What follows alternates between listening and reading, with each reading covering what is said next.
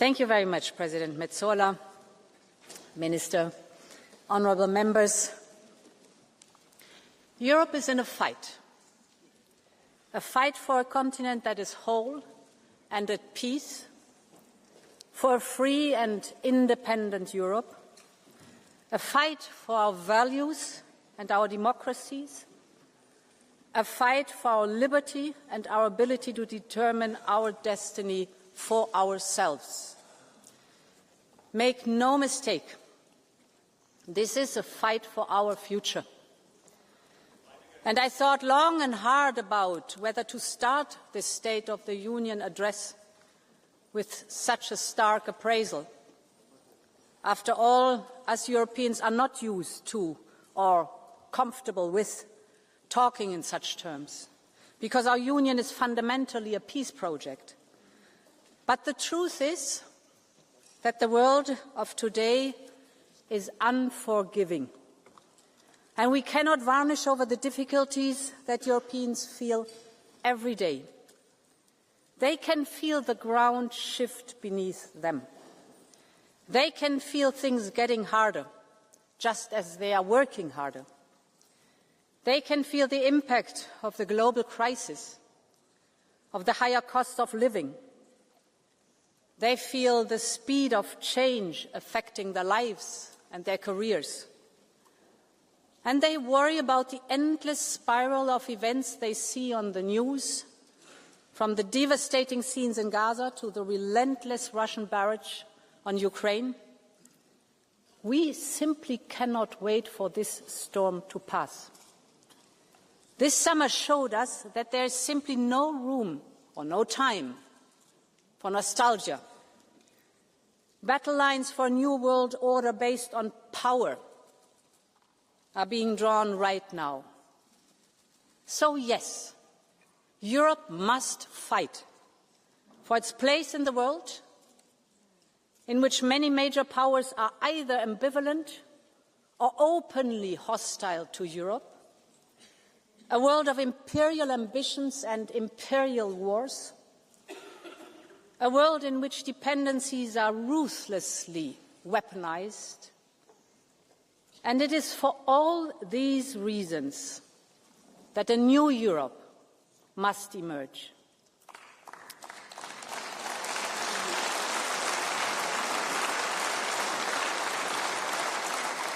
And honourable members, this must be Europe's independence moment.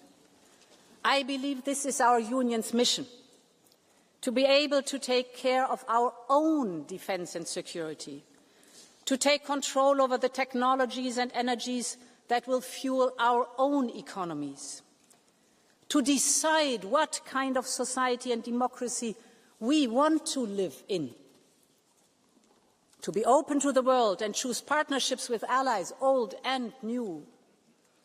Ultimately, it is about having the freedom and the power to determine our own destiny. And we know we can do it, because together we have shown what is possible when we have the same ambition, unity and urgency. I must say I've lost count of the number of times that I was told that Europe could not do this and could not do that, in the pandemic, on the recovery plan, on defence, on supporting Ukraine, on energy security, and the list goes on. Every time, Europe stood united and made it. And we need to do the same now. So, honourable members, the central question for us today is a simple one. Does Europe have the stomach to fight? Do we have the unity and the sense of urgency, the political will and the political skill to compromise?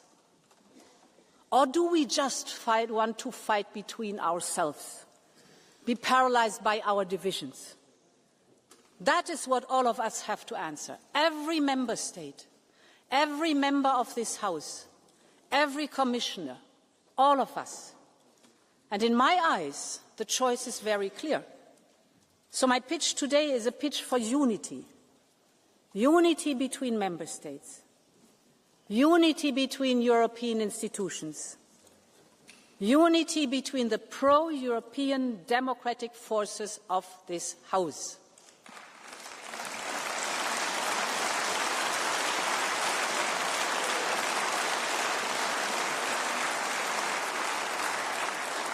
I'm here, and the entire college is here, ready to make this happen with you, ready to strengthen the pro-European democratic majority, because it is the only one that can deliver for Europe. Honourable members, freedom and independence are what the people of Ukraine are fighting for every day. People like Sasha and his grandmother. Sasha was only 11 years old when the Russians attacked. He and his mother sought refuge in a basement in their town in Mariupol. One morning they went out to get some food, and that's when all hell broke loose. A rain of Russian bombs on a civilian neighborhood. All became dark and Sasha felt his face burning. He had shrapnel just below his eyes. In a matter of days, Russian soldiers stormed the city. They took Sasha and his mum to what the Russians called a filtration camp.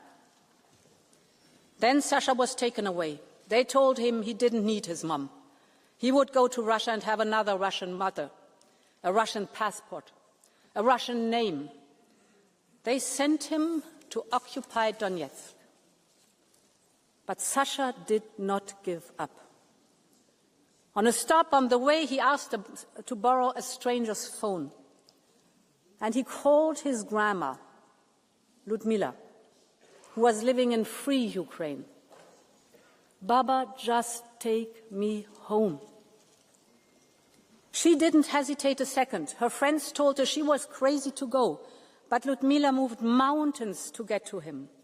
And with the help of the Ukrainian government, she traveled to Poland, to Lithuania, to Latvia, Russia, and finally into occupied Ukraine. She got Sasha back, and through the same long journey brought him to safety. But their hearts are still broken. Every single day they keep fighting to find Sasha's mom, stuck somewhere by Russia's brutal war.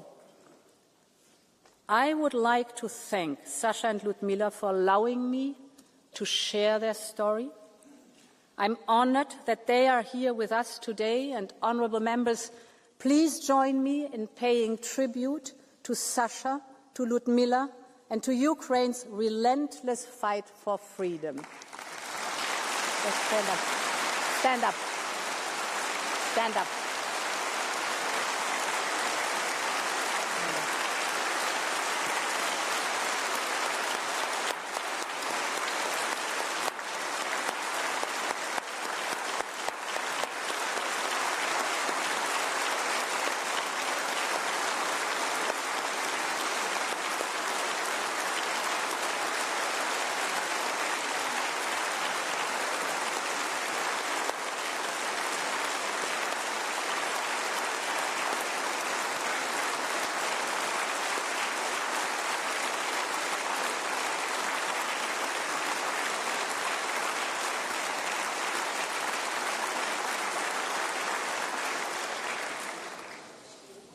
Sadly, Sasha's story is far from unique. There are tens of thousands more Ukrainian children whose fate is unknown, trapped, threatened, forced to deny their identities. We must do everything in our power to support Ukraine's children.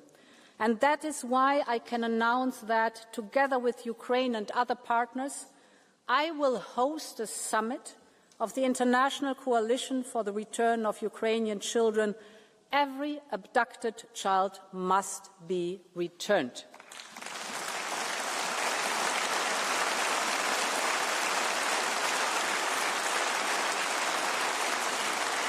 Honourable members, this war needs to end with a just and lasting peace for Ukraine.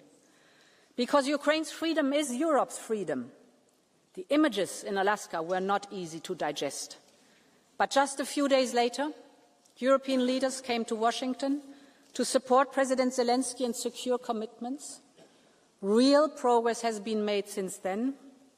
Just last week, 26 countries in the coalition of the willing said they were ready to be part of a reassurance force in Ukraine or participate financially in the context of a ceasefire.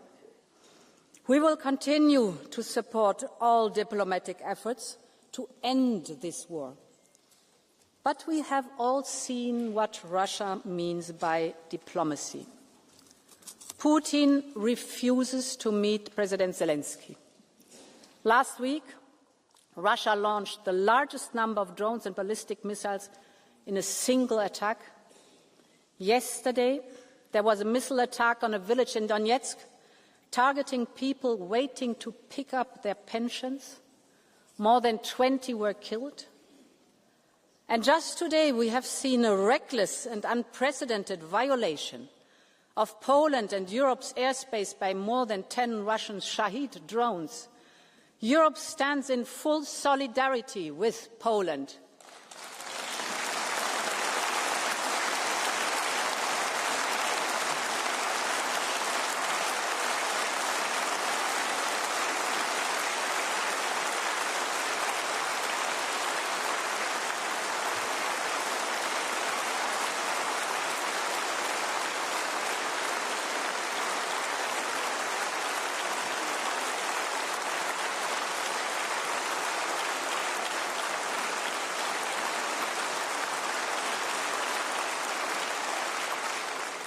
Putin's message is clear, and our response must be clear too.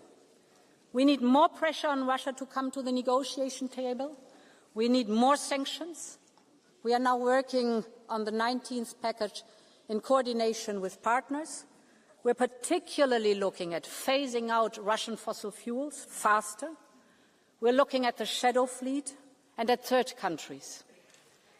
And at the same time, we need more support for Ukraine. No one has contributed as much as Europe. Close to 170 billion euros of military and financial aid so far, and more will be needed. And it should not only be European taxpayers who bear the brunt of this. This is Russia's war, and it is Russia that should pay.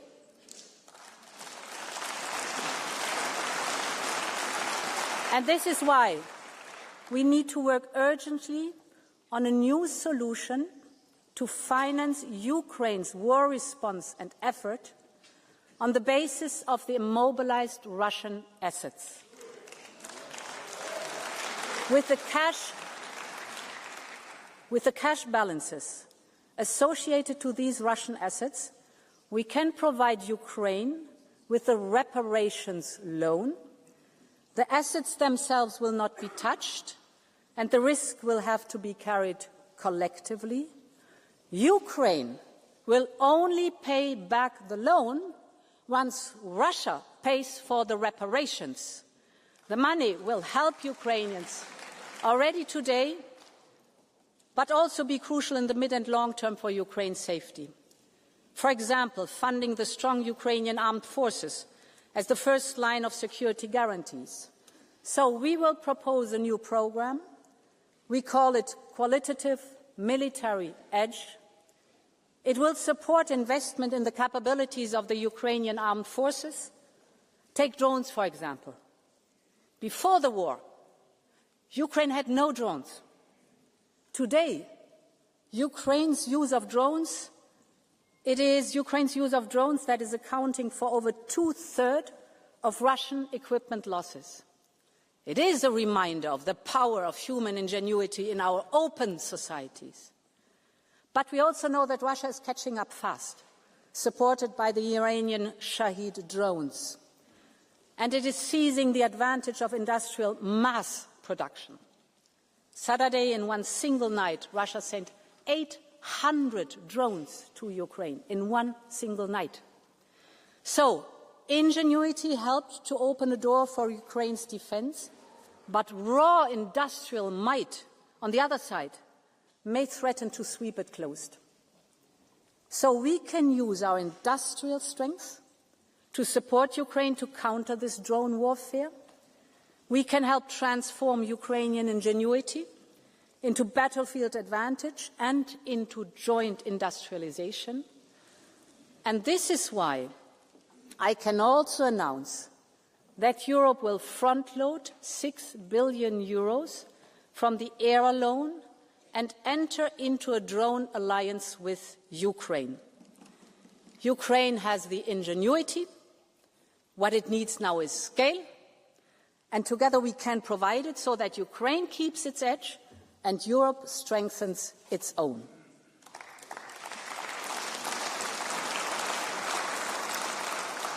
Mesdames et Messieurs les députés, l'économie de guerre de Poutine continuera même si la guerre cesse.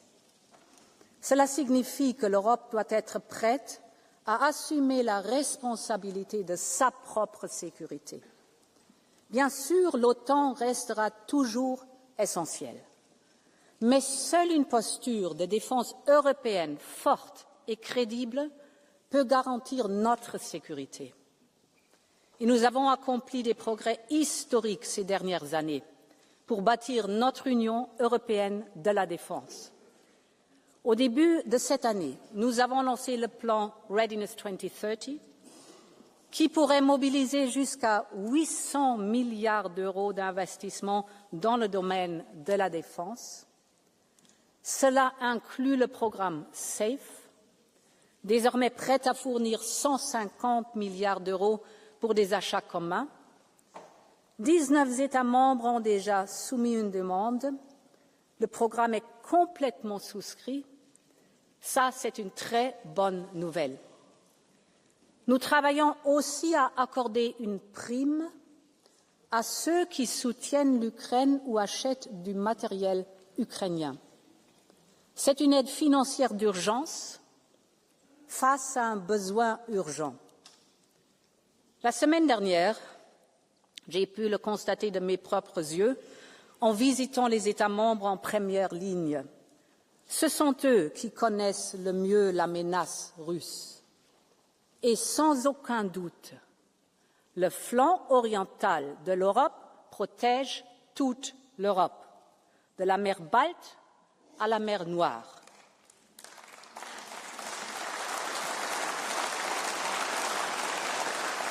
Et c'est pourquoi nous devons investir pour le soutenir avec le Eastern Flank Watch. Cela signifie doter l'Europe de moyens stratégiques indépendants. Nous devons investir dans la surveillance spatiale en temps réel afin qu'aucun mouvement de force ne passe inaperçu. Nous devons répondre à l'appel de nos amis baltes et bâtir ce mur de drones. Ce n'est pas une ambition abstraite, c'est le fondement d'une défense crédible. Une capacité européenne développée, déployée et entretenue conjointement, réactive en temps réel, sans aucune ambiguïté sur nos intentions. L'Europe défendra chaque centimètre carré de son territoire, mesdames et messieurs.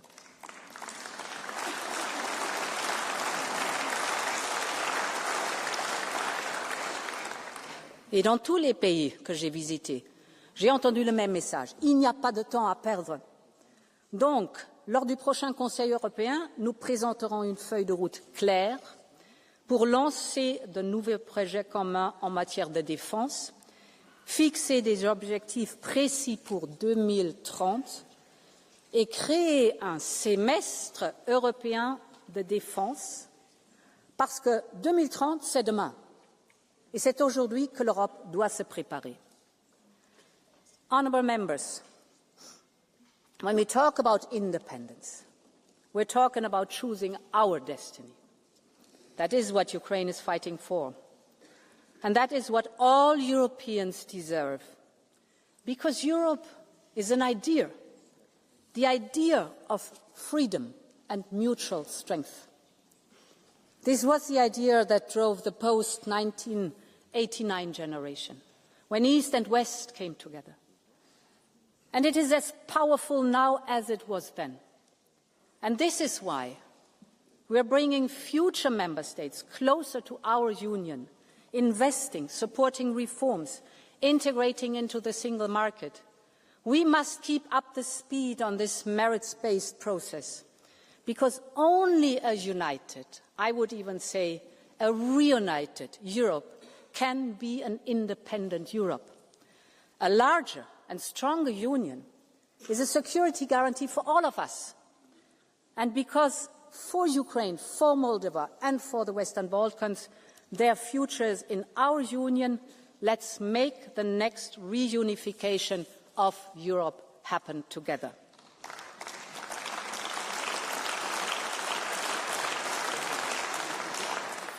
Honourable members, what is happening in Gaza has shaken the conscience of the world. People killed while begging for food, mothers holding lifeless babies. These images are simply catastrophic. So I want to start with a very clear message. Man-made famine can never be a weapon of war. For the sake of the children, for the sake of humanity, this must stop.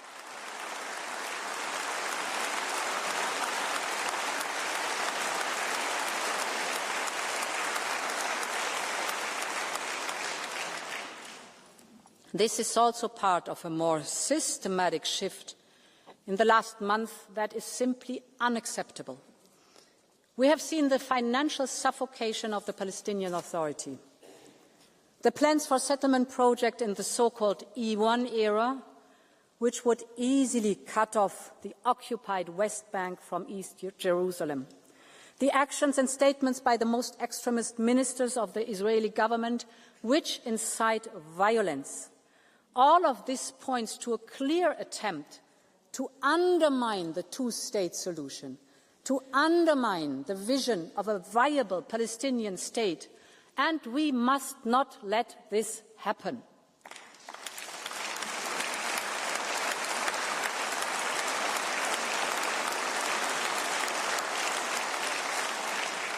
And, honourable member, it truly pains me to say these words, and I know that for many citizens, Europe's inability to agree on a common way forward is equally painful.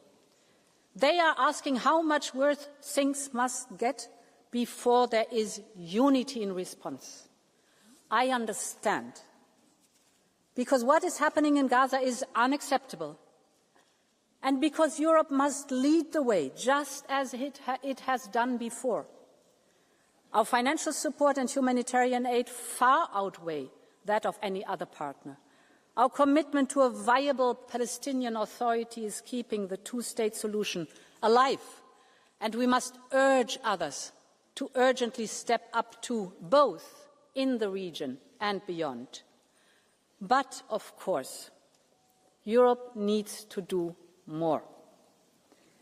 Many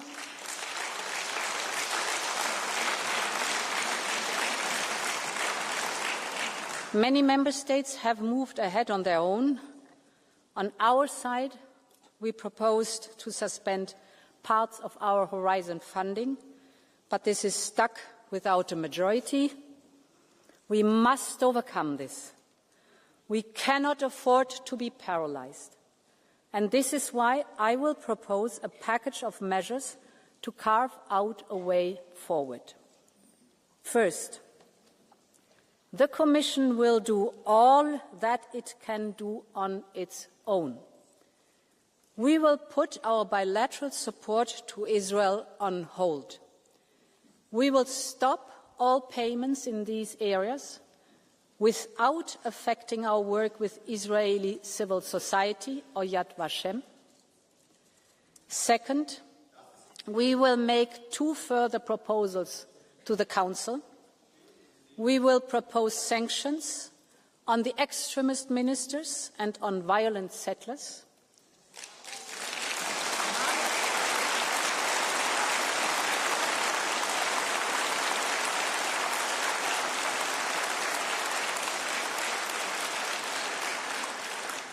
And we will also propose a partial suspension of the association agreement on trade-related matters.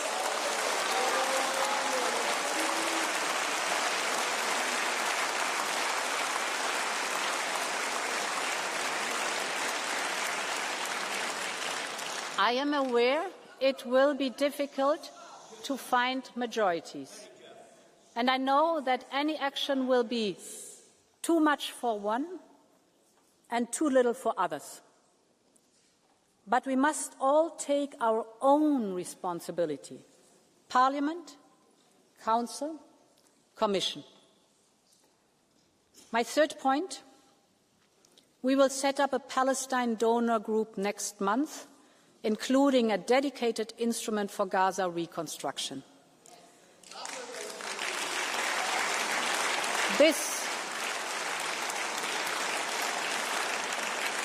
This will be an international effort with regional partners, and it will build on the momentum of the New York conference organized by France and Saudi Arabia.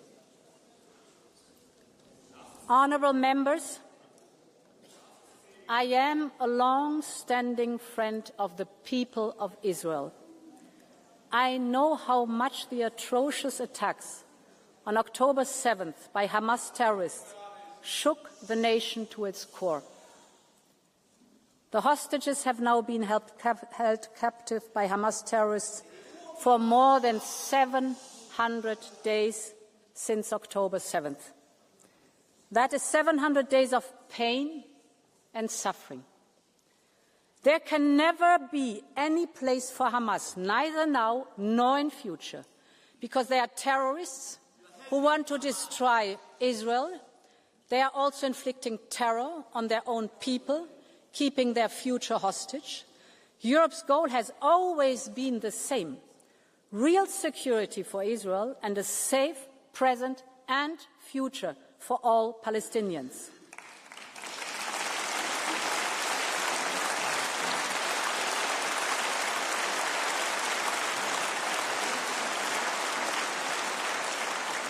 And that means that hostages must be released, that there should be unrestrained access to all humanitarian aid, and that there must be an immediate ceasefire.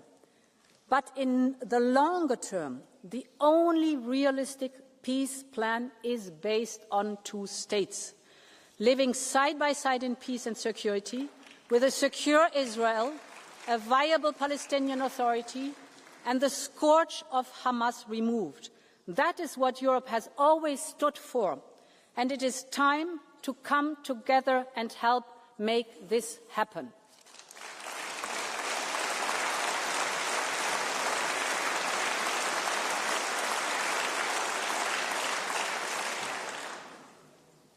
Honourable members,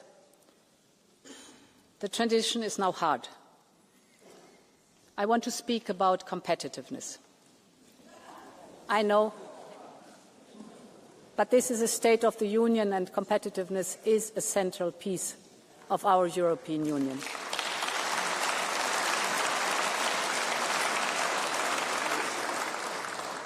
Europe's independence will depend on its ability to compete in today's turbulent times. We have everything it takes to thrive here in Europe, from our single market to our social market economy. But we know the economic and geopolitical headwinds are strong, and I just talked about it. And we have seen how dependency can be used against us. And this is why we will massively invest in digital and clean tech. With more to come in our future competitiveness fund and a doubled horizon, our research and innovation programme, and we are tackling the key bottlenecks identified by the Draghi report. That's from energy to capital, from investment to simplification. We have held strategic dialogues with key industries: cars, chemicals, steel, pharmaceuticals, defence, agriculture. In each sector, the message is the same. To protect jobs, we need to make business in Europe easier.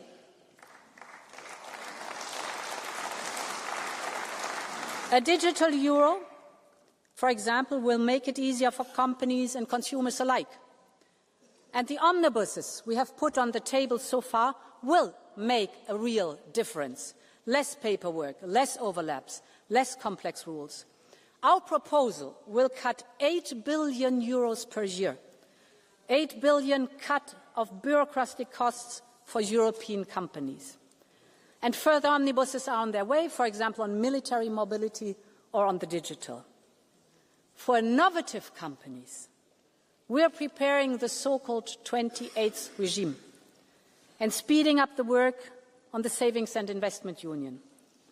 Because we have many high-potential startups in key technologies like quantum, AI and biotech, but as they grow, the limited availability of risk capital forces them to turn to foreign investors. And this is wealth and jobs going elsewhere. And it jeopardizes our tech sovereignty. This is why the Commission will partner with private investors on a multi-billion euro Scale-up Europe fund. It will help make major investments in young, fast-growing companies in critical tech areas, because we want the best of Europe to choose Europe. And, honourable members, our greatest asset is the single market. But we all know it remains unfinished. The IMF estimates that the internal barriers within the single market are equivalent to a 45% tariff on goods and even a 100% tariff on services. Just think of what we are missing out on. And as underscored by the Letta report, the single market remains incomplete, mostly in 3 domains: finance, energy and telecommunications. So we need clear political deadlines. And this is why I will present a single market roadmap to 2028 on capital, on services, on energy, on telecoms, on the 28th regime, and the 5th, freedom for knowledge and innovation. Because we all know the old saying, only what gets measured gets done. Honourable members, this will also support our investment in the technologies that will fuel our economy, clean and digital. Take artificial intelligence. A European AI is essential for our future independence. It will help power our industry and our societies, be it healthcare or be it defence, you name it. So, we will focus on the first key building blocks. That's from the Cloud and AI Development Act to the Quantum Sandbox. We are massively investing in the European AI gigafactories, because these gigafactories support our innovative startups so that these startups can train, develop and deploy their models, their next generation AI models in these gigafactories. And when we called on the private sector to join forces with us, the response was overwhelming. Later today, I will meet CEOs from some of the largest European tech companies. They will hand over their European AI and tech declaration, and this is their commitment to invest in Europe's tech sovereignty, and I'm absolutely grateful for that. This is the way it should go in the European Union. And we must also take the same approach on clean tech, from steel to batteries. Europe's clean tech sector must stay in Europe, and we have to take urgent action. With the Clean Industrial Deal, we have identified the main hurdles that slow down these sectors. So now we need to speed up with the implementation, because investors, of course, want to know that if they invest, there will be a demand for clean European products on the other hand. And this is why lead markets must be at the heart of our action, to spark a virtuous cycle where both supply and demand go up and prices go down. On the supply side, we will launch a battery booster package. This will put 1.8 billion euros up for equity to boost production in Europe. You know that batteries are key enablers of other clean tech, especially electric vehicles. So this goes to the heart of our economic independence. On the demand side, we must urgently drive demand for European industrial leadership in clean tech. And this is why we will introduce a Made in Europe criteria in public procurement.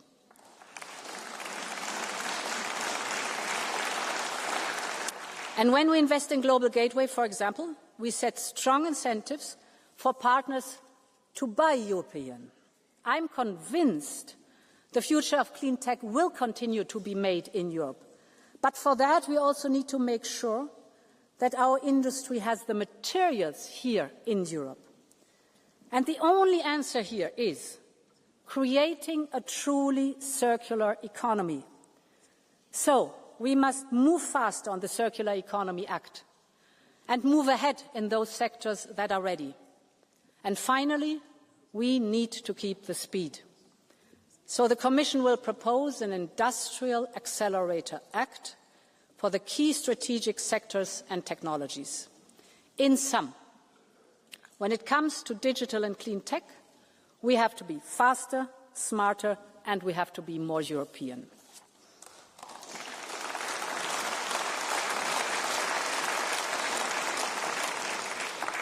Honourable members, already today, low-carbon sources account for over 70% of our electricity.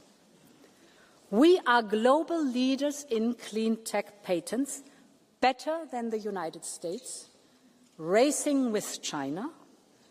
When it comes to venture capital for clean tech, we are catching up with the United States and way ahead of China. We're firmly on track to achieve our 2030 targets to cut emissions by at least 55%. This is the power of the European Green Deal, and we must stay the course on our climate and environmental goals. This is a must, honourable members.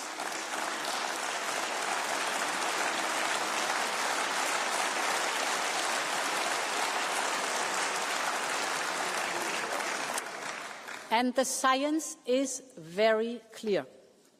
And the economic and security case is equally compelling. In fact, this transformation is central to our push for independence because it reduces our energy dependency, because circular production limits our strategic dependencies, and because it creates front-runner industries that can export the solutions to others. When I speak to the Global South, from Africa to India to the Central Asia, they are looking for solutions. These are rapidly evolving markets, and the jury is still out for who will dominate these markets of the future. We are the ones who can meet the growing demand for solutions, but it's not a given. And this is why the Commission proposed the 2040 targets, 10 years after the Paris Agreement. I know that many people are concerned about the scale of what is needed and what is ahead. And that is why the transition must support people, it must strengthen industry. This also means massive boosting of public and private investment, creating lead markets for circular and clean products. That delivers jobs and that delivers investment in Europe. Ensuring a just transition for all, for example, with a social climate fund, and securing the global level playing field, notably by promoting carbon pricing. Europe must protect its industries. They are doing the right thing to decarbonize, and they should be rewarded and incentivized. We otherwise risk relying again on imports to Europe. Imports for the steel that our car makers need, or imports for the fertilizer that our farmers need. And that means we would be at the mercy of price, volume and quality that others are willing and able to provide. Take steel and other metals. Global overcapacity is squeezing margins and leaving little incentives to pay a clean premium. So this makes it harder for Europe's steel industry to invest in decarbonisation. That is why the Commission will propose a new long-term trade instrument to succeed the expiring steel safeguards. Europe will always remain open. We like competition, but we will always protect our industry from unfair competition.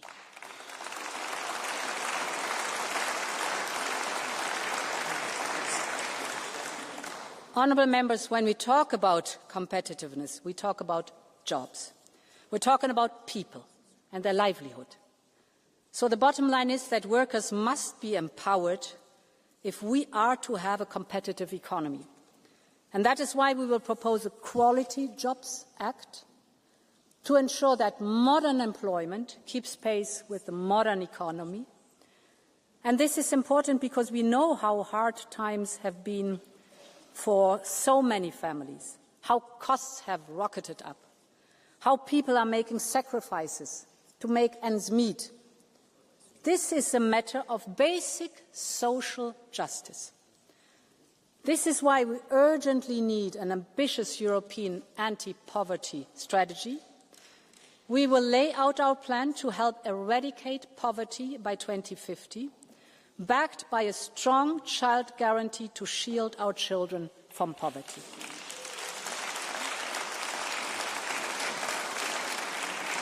And we will also put forward a series of packages on affordability and the cost of living.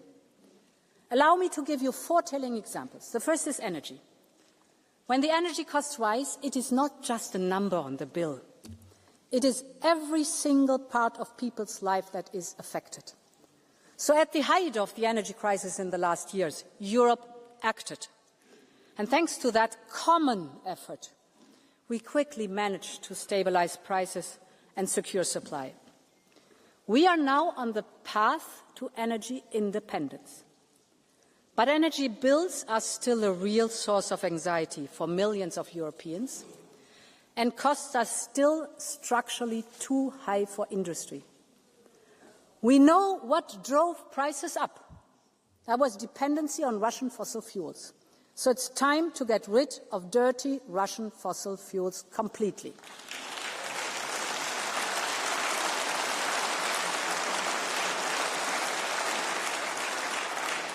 And we know what brings prices down, and that is clean, homegrown energy.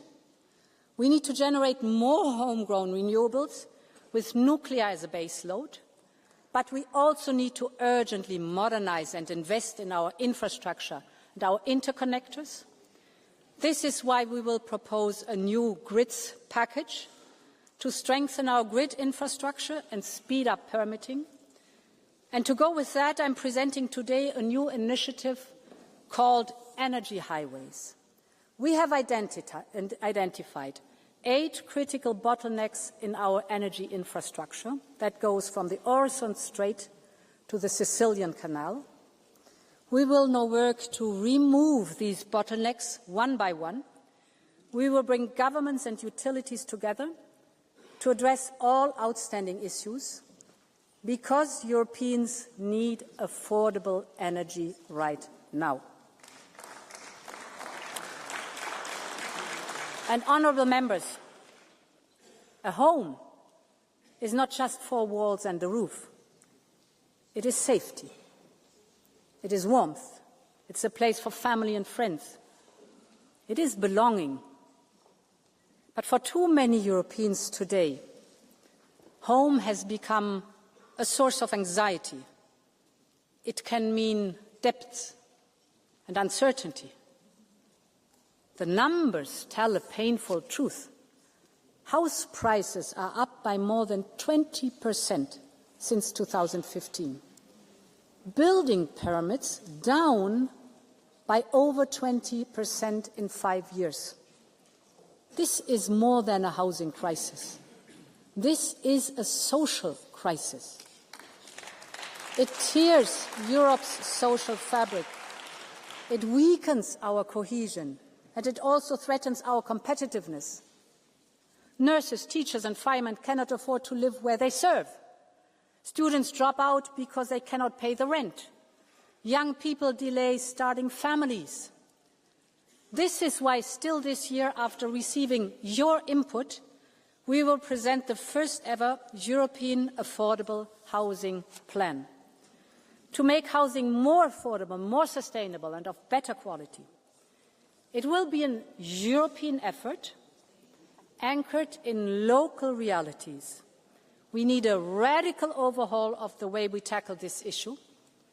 We need to revise our state aid rules to enable housing support measures. We need to make it much easier to build new houses and student residences. And we will also propose a legal initiative on short-term rentals to tackle the remaining issues. So we need all of society, all lawmakers, all stakeholders to come together. And in this spirit, we will convene the first European Housing Summit to ensure it is at the top of our agenda. Honourable Member, housing is a dignity. It is about fairness. It is about Europe's future. 8 years ago, the European Pillar of Social Rights made housing a social right in Europe. So it's time to turn this promise now into reality. The third example I would like to highlight is cars. Cars are the pillar of our economy and industry. They are our European pride. Millions of jobs depend on it. Earlier this year, we gave the sector more flexibility to reach their 2025 targets. This is working. And with respect for technology neutrality, we are now preparing the 2035 review. Millions of Europeans want to buy affordable European cars. So we should invest in small, affordable cars, both for the European market, but also to meet the surge that we see in the global demand. And this is why we will propose to work with industry on a new, small, affordable car initiative. I believe Europe should have its own e-car. E for environmental, clean, efficient and lightweight. E for economical, affordable for people. E for European, built here in Europe with European supply chains, because we cannot let China and others conquer this market.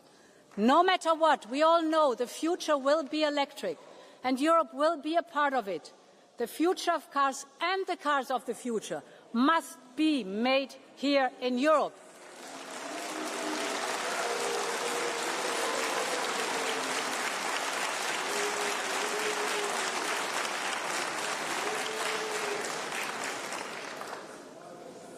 Honourable Member, the final example I want to highlight is linked to food. In Europe, we have access to high-quality food that our outstanding farmers and fishers produce at affordable prices. They are also the custodians of our lands and oceans, our biodiversity, the key to our food security. But they are facing headwinds from high input costs to red tape or unfair competition. We are acting on all those fronts. We have simplified the CAP, less paperwork, more trust. We have ring-fenced income support in the next MFF and made sure that funding can be topped up by national and regional envelopes. But our farmers need fair competition and a level playing field. This is essential. And this is why we have robust safeguards in our trade deal with Mercosur, backed up by funding if compensation is needed. We also need to strengthen the position of farmers in the food chain. For too long, their hard work has not paid off as it should. Farmers have a right to a fair price for their food and a fair profit for their families. We will therefore review the implementation of our unfair trading practices legislation and take action wherever it is needed.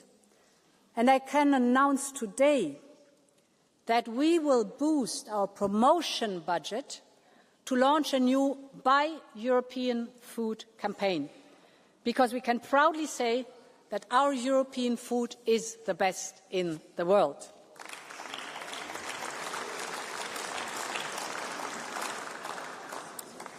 Honourable members, when we talk about competitiveness and independence, we must talk about our relations with the United States.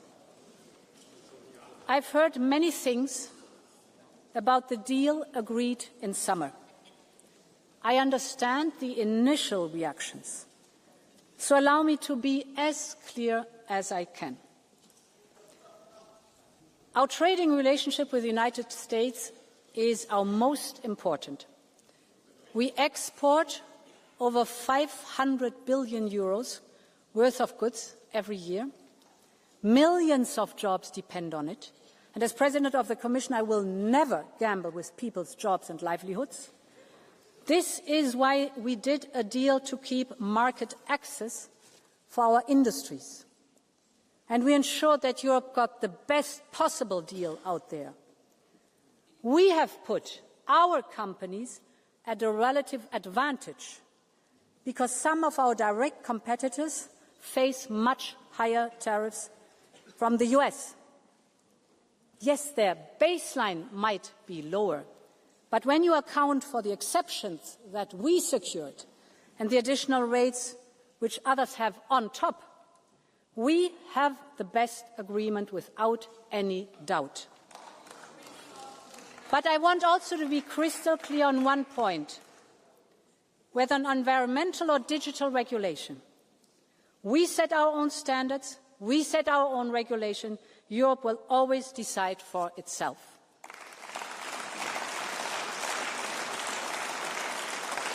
And honourable members, I do not believe in tariffs. Tariffs are taxes. But the deal provides crucial stability in our relations with the United States at a time of grave global insecurity. Think of the repercussions of a full-fledged trade war with the United States. Picture the chaos. And then put that image next to the one from China just last week. China flanked by the leaders from Russia and North Korea. Putin gloating about how Russia-China relations are at an unprecedented high. None of this is a great surprise, but it reflects the changing landscape. And it creates two imperatives for Europe's independence push and its place in the world. The first is that we need to double down on diversification and on partnerships. 80% of our trade is with countries other than the United States. So we need to capitalize now on these new opportunities. And at a time where the global trading system is crumbling, we're securing the global rules through bilateral agreements like Mexico, like Mercosur, or finalizing negotiations on a historic deal with India by the end of the year. We will also build a coalition of like-minded countries to reform the global trading system, like with the CPTPP countries, because trade allows us to strengthen our supply chains, open our markets, reduce dependencies. Ultimately, it is about enhancing our economic security. The world wants to choose Europe, and we need to do business with the world. My second imperative is for Europe to step up where others have stepped away. Take research. Science has no passport, no gender, no ethnicity, and no political colour. It is one of the most valuable global goods. And this is why the Commission announced the Choose Europe package of €500 million to attract and retain the best scientists and researchers. And Europe must also take the lead on global health. We are on the brink, if not even at the start, of another global health crisis. And as a medical doctor by training, I'm appalled by the disinformation that threatens global progress on everything from measles to polio.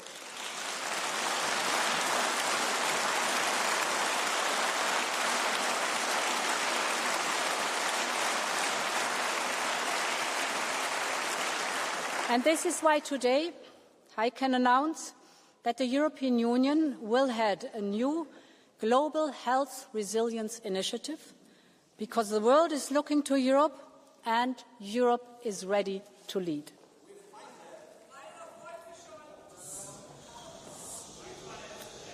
Honourable members, Europe's independence is about protecting our freedoms. And this is very important, because these freedoms, this shouting side of the House should listen very carefully.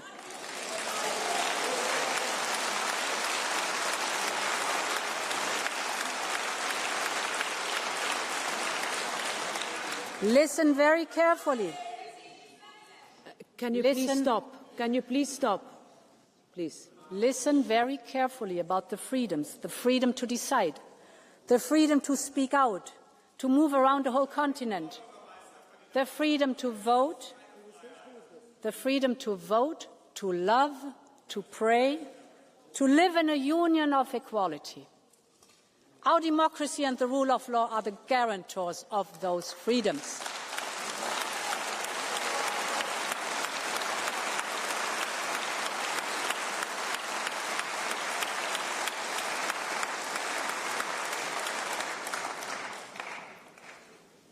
This is why we have done so much to strengthen our tools and step up enforcement. We built a new rule of law cycle that ensures that problems are detected early and solved through engagement. We need an integrated annual cycle of the rule of law, a common rhythm, clear milestones, and contributions from all institutions. And our focus must be to close the existing loopholes. We have strengthened the link between funds and the respect of the rule of law, and with the next long-term budget, we will go even further. Respecting the rule of law is a must for European funds now and in future.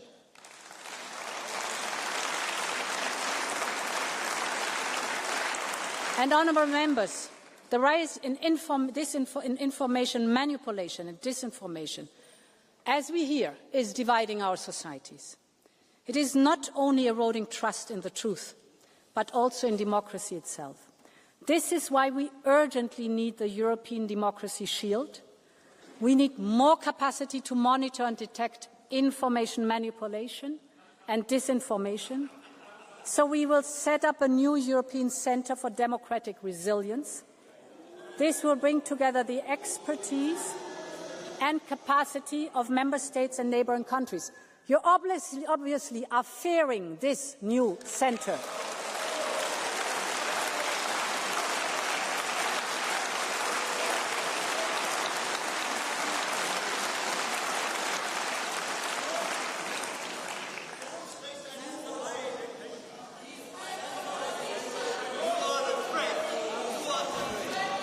Okay, I understand that shouting has become a little bit of a tradition. Can you listen, please, to this discussion, and then you'll have the time to speak?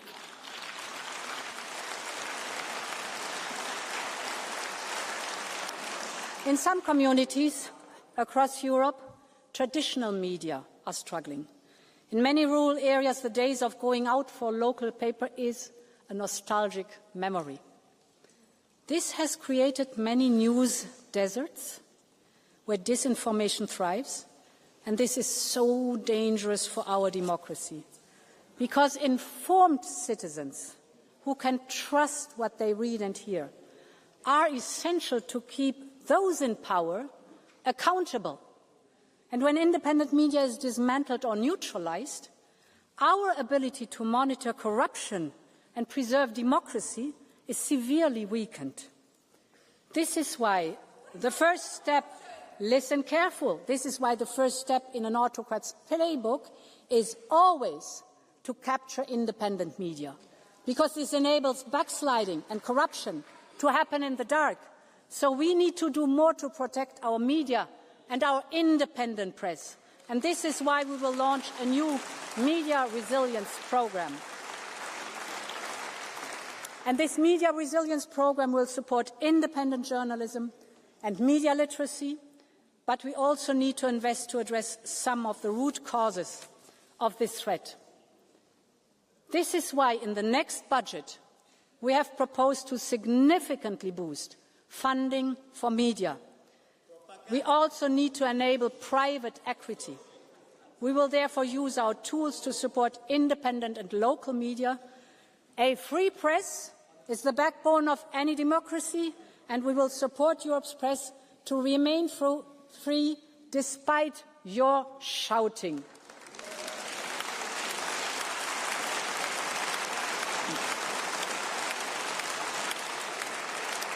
Honourable members, another important point. Okay, Ms. Schneider, please. We have been very fair and understanding, but this is your last warning. Shouting again and you leave the chamber.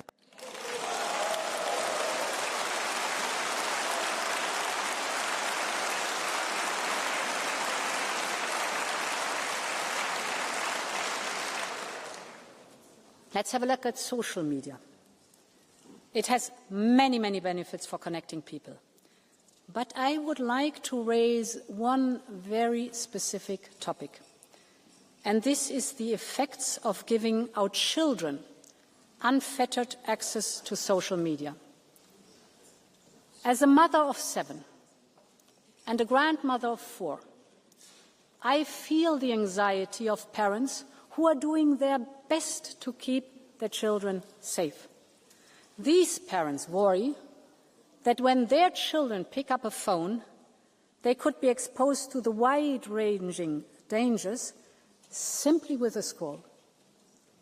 Online bullying, adult content, promoting self-harm, and algorithms that prey on children's vulnerabilities with the explicit purpose of creating addictions. Too often, mums and dads feel powerless and helpless, that they are drowning against the tsunami of big tech flooding their family homes. I strongly believe that parents, not algorithms, should be raising our children. And their voice must be heard. This is why today I'm here to tell you that I'm listening. Just as in my days, we as a society taught our children that they could not smoke, drink, or watch adult content until a certain age. I believe it is time we consider doing the same for social media. Our friends in Australia are pioneering a social media restriction. I'm watching the implementation of their policy closely to see what next steps we can take here in Europe.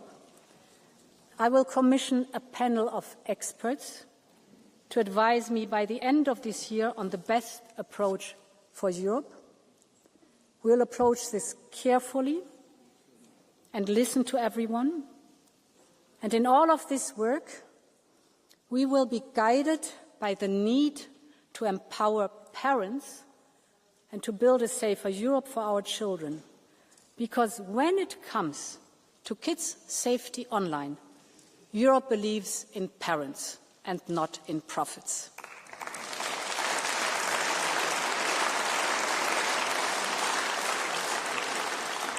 Meine Damen und Herren Abgeordnete, unsere Demokratie zu schützen, ist unsere wichtigste Aufgabe. Aber dafür müssen wir auch zeigen, dass die Demokratie Lösungen für die berechtigten Sorgen der Menschen hat. Nirgendwo ist das deutlicher spürbar als bei dem Thema Migration. Deshalb haben wir vorgeschlagen, die Mittel für das Migrations- und Grenzmanagement im nächsten Haushalt zu verdreifachen, damit wir Migration wirksam steuern und unsere Außengrenzen schützen können. Aber es ist klar, dass mehr nötig ist. Die Menschen in Europa haben bewiesen, dass sie bereit sind, jenen zu helfen, die vor Krieg und Verfolgung flüchten. Aber die Frustration wächst, wenn sie den Eindruck haben, unsere Regeln werden missachtet. Deshalb müssen wir unsere Anstrengungen verstärken. Wir brauchen ein System, das menschlich ist, ohne naiv zu sein. Wir müssen mit der Rückkehr abgelehnter Asylbewerber in ihre Heimatländer ernst machen. Es kann doch nicht sein, dass nur 20% derjenigen, die nicht bleiben dürfen, Europa tatsächlich verlassen. Wir brauchen daher eine schnelle Übereinkunft beim gemeinsamen europäischen Rückkehrsystem. Wir dürfen keine Zeit mehr verlieren. Und wir müssen auch sicherstellen, dass wir den Migrations- und Asylpakt voll und ganz umsetzen, sobald er in Kraft ist. Er ist streng, aber fair. Und er wird nur funktionieren, wenn alle ihren Anteil leisten. Mitgliedstaaten aus Nord wie Süd, aus Ost wie West. Selbstverständlich werden wir unseren internationalen Verpflichtungen immer nachkommen. Wir haben das in der Vergangenheit getan, wir tun das heute, wir werden das in Zukunft tun. Aber es sind wir in Europa, die entscheiden, wer zu uns kommt und unter welchen Umständen, und nicht die Schlepper und Schleuser.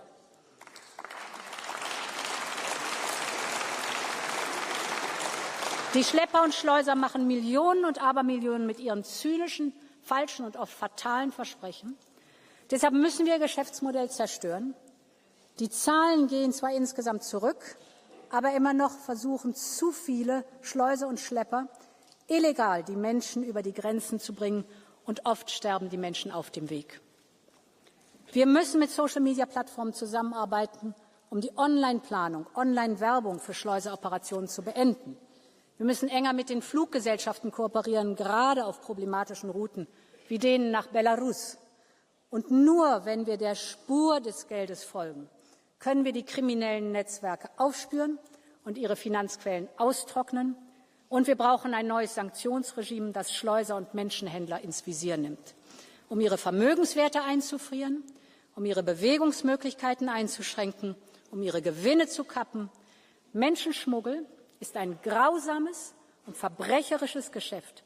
Und kein Schlepper, kein Schleuser darf in Europa ungestraft davonkommen.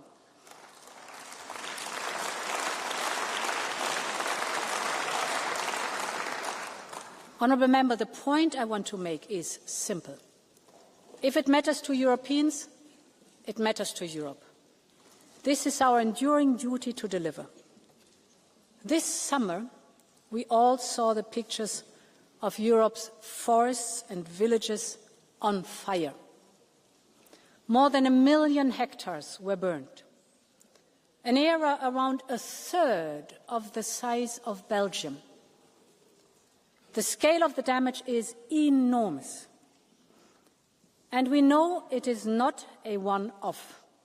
Climate change is making each summer hotter, harsher, and more dangerous. And this is why we have to radically step up our efforts into climate resilience and adaptations and nature-based solutions. But we must also give ourselves the tools to respond. And this is why we will propose to create a new European firefighting hub based in Cyprus, which could also support our regional neighbours. We know the difference our civil protection mechanism can make. Just over the summer, 760 brave Europeans were sent to all corners of Europe, literally running towards the flames. And I would like to conclude my speech with a tribute to them. The firefighters, the pilots, the crews, everyone stepped up. And I would like to tell you the story of a group of 20 Greek rangers. They are specialists in taming the fiercest of forest fires. When the fires erupted in the Asturias region, Spain called Europe for help. And Greece answered the call. The flames were so vast, the smoke could be seen from space.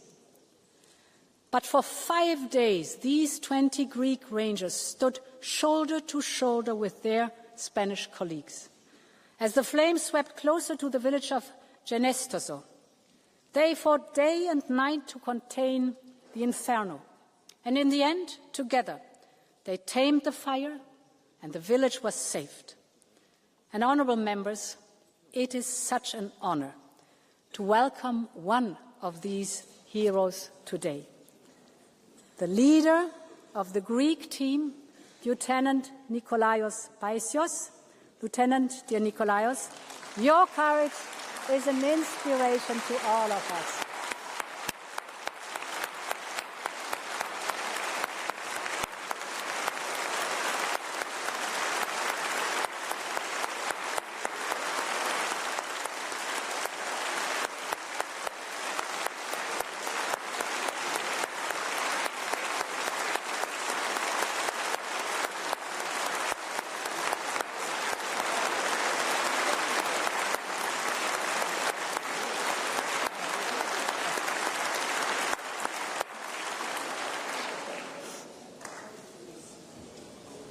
Honourable members, this is Europe as one community.